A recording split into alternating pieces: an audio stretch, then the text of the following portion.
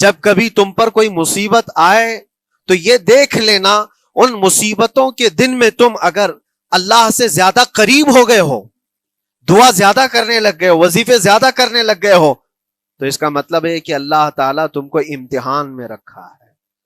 اور اگر مصیبتوں کے آنے کے بعد بندہ دور ہو جاتا ہے اللہ سے، پھر وہ بپھر جاتا ہے، گناہ زیادہ کرنے لگتا ہے، تو سمجھ لو یہ سزا میں ملوث ہے۔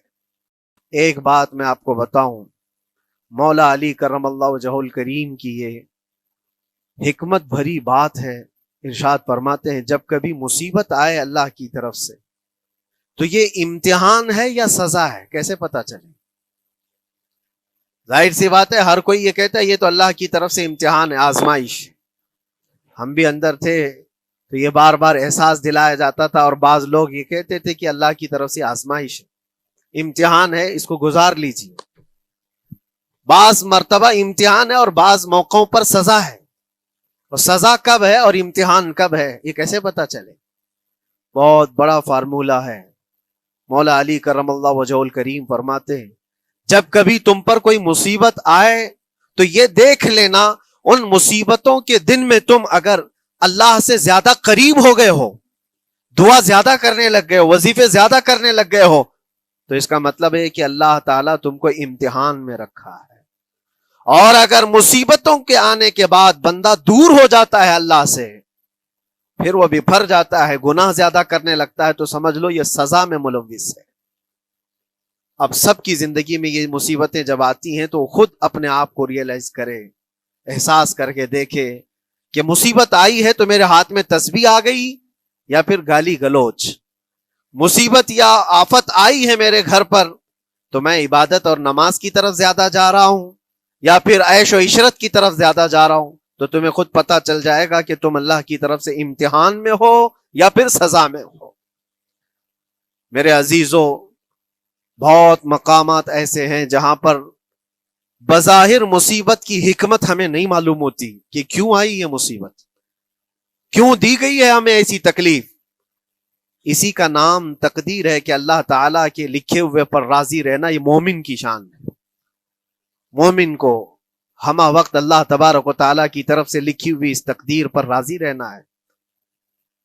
آپ کو میں ایک بات بتا دوں میرے عزیزو، یہ میں قید کی حالت میں رہ کر کے ایک شخص نے مجھ سے سوال کیا تھا، آپ تو اللہ کے نبی صلی اللہ تعالیٰ علیہ وسلم کی ناموس کی بات کرتے ہو، حضور کی محبت کی بات کرتے ہو، ان کے عشق کی بات کرتے ہو، اور یہ بھی کہتے ہو کہ نبی پاک صلی اللہ تعالیٰ علیہ وسلم دستگیری کرتے ہیں، اپنے غلاموں کی مدد کرتے ہیں، تو اتنے دنوں سے کیا آپ نے حضور کو نہیں پکارا؟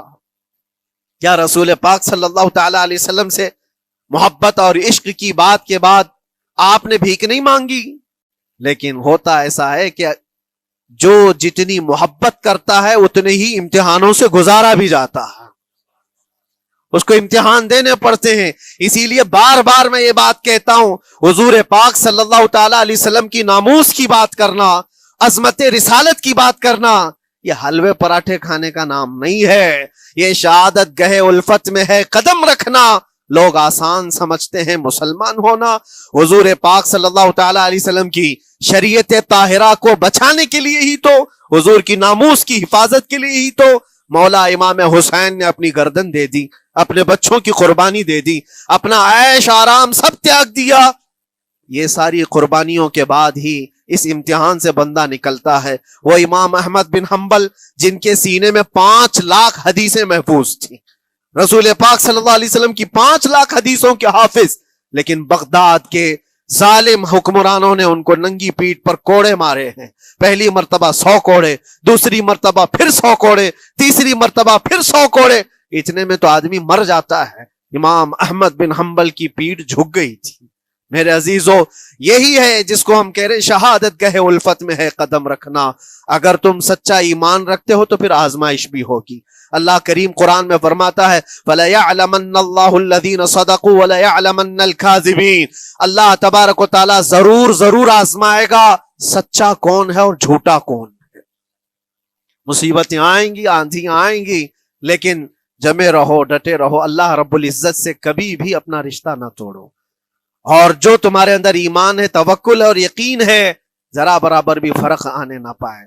آج نہیں قبول ہوئی کل ہوگی, کل نہیں قبول ہوئی پرسوں ہوگی, کبھی نہ کبھی تو دعا قبول ہوگی. دنیا داروں کے دروازے کھٹکھٹاتے ہیں تو ایک نہ ایک دن دروازہ کھلتا ہے. وہ ارحم الراحمین ہے, وہ ارحم الراحمین ہے, دروازے کھولتا ہے, لیکن وہ بہتر جانتا ہے کس وقت دروازہ کھلنا چاہیے. ہم اپنی مرضی کے مطابق رب کو نہیں چلا سکتے. مولا تعالیٰ جیسا چاہے ہمیں ویسا چلنا چاہیے. ایک بات اور میں بتا دوں سید, یہ تو دوسرے لوگوں کی بات ہے جس میں ہمارے قصور ہیں, ہمارے جرم ہیں, ہمارے گناہ ہیں, جس کی وجہ سے مصیبتیں آئیں گی. لیکن اللہ کے نبی کا کوئی گناہ نہیں ہوتا. جو نبی ہوتے ہیں وہ معصوم ہوتے ہیں. سیدنا یوسف علیہ الصلوۃ والتسلیم اللہ کے نبی, اللہ کے نبی ابراہیم علیہ السلام کے بیٹے اسحاق علیہ السلام, اسحاق علیہ السلام کے بیٹے یعقوب علیہ السلام, یعقوب علیہ السلام کے بیٹے یوسف علیہ السلام, جن کی نسل میں انبیاء کرام جو پورا خاندان نبوت کا ہے, وہ یوسف علیہ السلام کن کن مقامات سے گزارے گئے. پہلے بھائیوں نے کنویں میں پھینک دیا, اور اس کے بعد اس زہریلے کنویں سے وہ نکالے گئے. جنگل میں کوئی نہیں تھا جب ان کے بھائیوں نے کنویں میں پھینکا تھا. اس وقت ایک قافلہ جا رہا تھا, انہوں نے ڈول ڈال کر کے نکال لیا اور پھر لے کر کے گئے. یہاں سے کنویں سے تو نکالے, لیکن آگے کی زندگی کیا ہے؟ مصر کے بازار میں لے جا کر قافلے والوں نے بیچ دیا. یوسف علیہ السلام پھر خریدے گئے. کس کے ہاں؟ عزیز مصر, بادشاہ مصر کے گھر میں, اور وہاں پر زلیخا آپ پر فدا ہوئی. پھر آپ پر الزام بھی لگایا گیا, اور اس الزام کی بنیاد پر آپ کو جیل بھیجا گیا. اللہ کے نبی کے دامن پر پیوند تو ہو سکتا ہے, دھبا نہیں ہوتا. کسی گناہ کا تصور بھی وہ نہیں کرتے, وہ معصوم ہوتے ہیں. لیکن بغیر کسی قصور کے, بغیر کسی جرم کے آپ کو جیل بھیجا گیا. یوسف علیہ الصلوۃ والتسلیم جیل جب گئے وہ نبی ہو کر کے, اور اس کے بعد دن کٹتے رہے. دن کیسے, ہفتے, ہفتے کیا, مہینے, مہینے کیا, سال. یوسف علیہ الصلوۃ والتسلیم کے 7 سال گزر گئے. جب کبھی کسی انوسینٹ کو, بے قصور آدمی کو تکلیف دی جاتی ہے تو اس کو احساس زیادہ ہوتا ہے, اور جرم کی وجہ سے جب کوئی تکلیف میں آتا ہے تو کمپرومائز کر لیتا ہے, میں ایسا غلطی کیا تھا, مجھے یہ جھیلنا پڑ رہا ہے. لیکن جس کا جرم ہی نہیں, نہ کردہ گناہ کی سزا جب دی جاتی ہے, بندہ بہت بکھر جاتا ہے, ٹوٹ جاتا ہے. لیکن وہ اللہ کے نبی تھے, توکل کیسا تھا, یقین کیسا تھا, صبر کے ساتھ نکالے. لیکن ایک بہت پیاری بات ہمیں ملتی ہے میرے عزیزوں, وہاں قیدی اور بھی تھے, اور یوسف علیہ السلام کو اللہ تعالیٰ نے ایک معجزہ عطا کیا تھا. وہ خوابوں کی تعبیر سچی سچی بتاتے تھے. خواب کی تعبیر ہوا کرتی ہے, جو بھی خواب دیکھتا ہے آدمی اس میں اشارہ ہوتا ہے اللہ کی طرف سے. تو 2 قیدیوں نے خواب دیکھا تھا, یہ قرآن پاک کے سورہ یوسف میں پورا موجود ہے 12ویں پارے میں. 2 قیدیوں نے خواب دیکھا, اپنا اپنا خواب انہوں نے بیان کیا یوسف علیہ السلام کو. ایک قیدی نے دیکھا کہ وہ سر پر روٹیاں رکھ کر کے لے جا رہا ہے اور پرندے نوچ نوچ کر کھا رہے ہیں. دوسرے نے دیکھا کہ وہ انگوروں کو نچوڑ کر کے اس کے رس پی رہا ہے. تو انہوں نے بتایا یوسف علیہ السلام کے پاس, ایسا ایسا ہم نے خواب دیکھا ہے, اس کی تعبیر کیا ہو سکتی ہے؟ سیدنا یوسف علیہ السلام فرماتے ہیں, میں دونوں کے خواب کی تعبیر بتاؤں گا, لیکن اس میں سے ایک بندہ, اس سے آپ نے کہا تو وعدہ کر کے میرا بھی کام کرے گا, میرا بھی ایک کام ہے تو کرے گا. 7 سال گزر گئے تھے.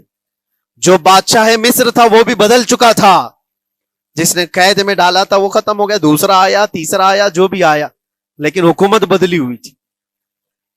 تو خواب کی تعبیر بتانے سے پہلے ایک قیدی سے یوسف علیہ السلام نے کہا کہ میرا کام تو کرے گا. اس نے کہا ہاں, آپ جو کہیں گے میں کروں گا. تو سنو, تعبیر یہ ہے, جس کے سر پر روٹیاں رکھی ہوئی اور کوے کھا رہے تھے یا پرندے کھا رہے تھے, اس کی تعبیر یہ ہے کہ عنقریب تجھ کو موت کی سزا سنائی جائے گی. وہ غمگین تھا. دوسرے سے کہا تو انگور کے رس نچوڑ کر پی رہا تھا, تیرے خواب کی تعبیر یہ ہے کہ عنقریب تجھ کو رہا کر دیا جائے گا, تو آزاد ہوگا, اور تجھ سے ہی میرا کام یہ ہے کہ آزاد ہو کر جائے گا تو تم موجودہ وقت کے جو بادشاہ ہے, شاید اس کی فوج میں شامل ہو جائے یا اس کے سپاہیوں میں یا وزیروں میں, تو میری یہ بات اس تک پہنچا دینا, پچھلے 7 سالوں سے بے گناہ بے قصور ایک قیدی اندر ہے, اس کو آزاد کر دیا جائے, اس کو آزاد کر دیا جائے. اس نے کہا بالکل، اگر میں چھوٹا تو آپ کا ایک کام ضرور کروں گا. سنیے بات، چند دن نہیں گزرے تھے کہ اس ایک قیدی کو موت کی سزا ہو گئی. اس کو موت کی سزا سنائی گئی اور پھانسی ہو گئی. دوسرا یہ جو قیدی جس کو آپ نے رہائی کی خوشخبری دی تھی، اس کی بھی رہائی کی خوشخبری آ گئی، وہ آزاد ہو گیا. لیکن قرآن پاک میں ہے، آزاد ہو کر جب جاتا ہے آدمی تو پچھلا بھول جاتا ہے. اکثر ایسا ہی ہوتا ہے.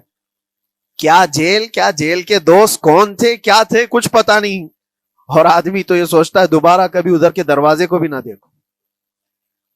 آیا اور بھول گیا. یوسف علیہ السلام نے جو کام دیا تھا وہ بھول گیا.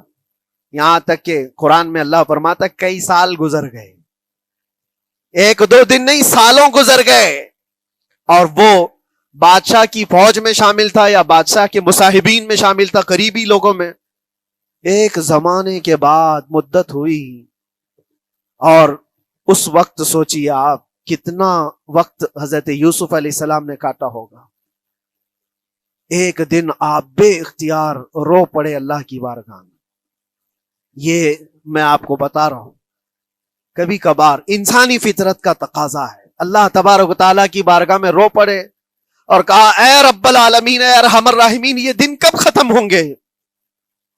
یہ جس طرح سے مجھے جیل کی سلاخوں کے پیچھے بند کیا گیا ہے، ان مصیبتوں سے کب آزادی ہوگی میرے مولا یا ارحم الراحمین؟ جواب رب تعالیٰ کی طرف سے آیا. یہ ہمارے اور آپ کی بات نہیں ہے، یہ اللہ کے نبی کی بات ہے. اب سنو، یوسف علیہ السلام کو جواب آیا، اے یوسف، جب تجھے جیل سے نکلنا ہی تھا، تجھے باہر جانا ہی تھا، تو دنیا کے بادشاہ کے سامنے کیوں ریکویسٹ رکھا، میرے سامنے رکھ دیا ہوتا. اللہ اکبر، یہ توکل کا اعلیٰ درجہ ہے. اتنی مصیبتوں کے بعد بھی تم نے اس سپاہی کو کیوں اپنا قاصد بنا کر بادشاہ کے سامنے بھیجا کہ میری آزادی ہو جائے؟ یوسف علیہ السلام بہت روئے، سجدے میں گر کر کے مولا مجھے معاف کر دے، اور میرے ہر شے کا تو مالک ہے. اب میں زندگی بھر قید میں رہوں یا آزاد رہوں یہ تیری مرضی پر ہے.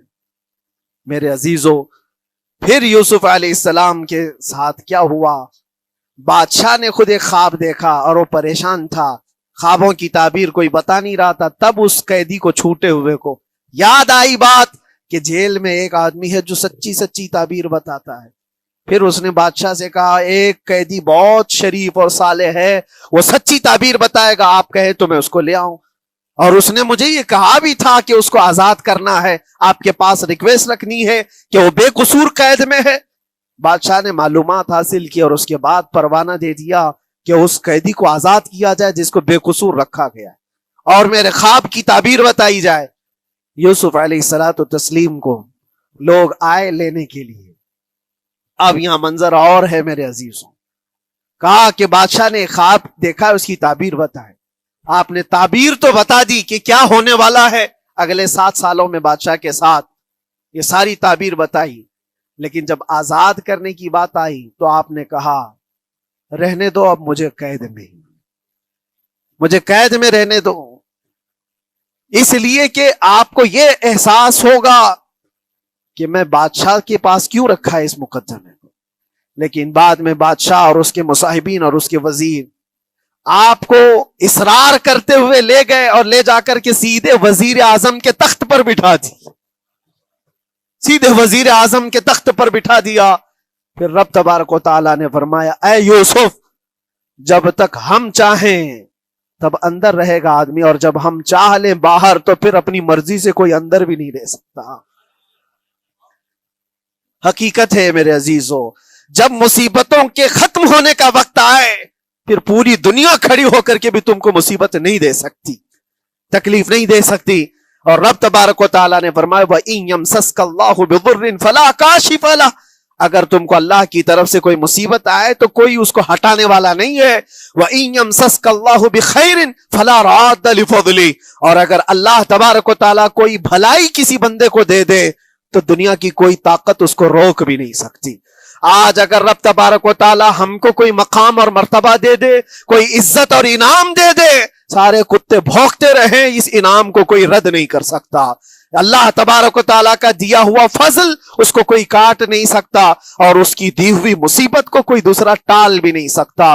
اسی لیے آؤ لگے رہو اسی بارگاہ میں اور عرض کرو کہ مولا مجھ سے جو خطائیں ہوئی ہیں اس کو درگزر فرما دے، اور جس طرح کی بھی تو زندگی دیا ہے یہ تیرا شکر ہے مولا، شکر ادا کرنے کی عادت ڈال لو۔ اللہ تبارک و تعالیٰ فرماتا ہے لَإِن شَكَرْتُمْ لَأَزِيدَنَّكُمْ، اگر تم شکر ادا کرو گے تو میں اور زیادہ عطا کروں گا، اور زیادہ عطا کروں گا۔ آج اگر تھوڑی سی مصیبت ہے تو شکر ادا کرو کہ مولا بڑی مصیبت تو نہیں آئی ہے، یہ بھی تیرا کرم ہے، تیرا احسان ہے۔ مصیبت زدہ لوگوں کو دیکھتا ہوں تو پھر میں یہ کہتا ہوں ہاتھ بھی سلامت ہے، پیر بھی سلامت ہے، آنکھ بھی سلامت ہے، زبان بھی سلامت ہے، دماغ بھی چل رہا ہے، کیا یہ شکر کرنے کا موقع نہیں ہے؟ یہ شکر کرنے کا مقام نہیں ہے؟ آؤ ہر دن اللہ کا شکر ادا کرو، شکایتیں کم کرو۔ اللہ تبارک و تعالیٰ کو یہ زندگی پسند ہے۔ وآخر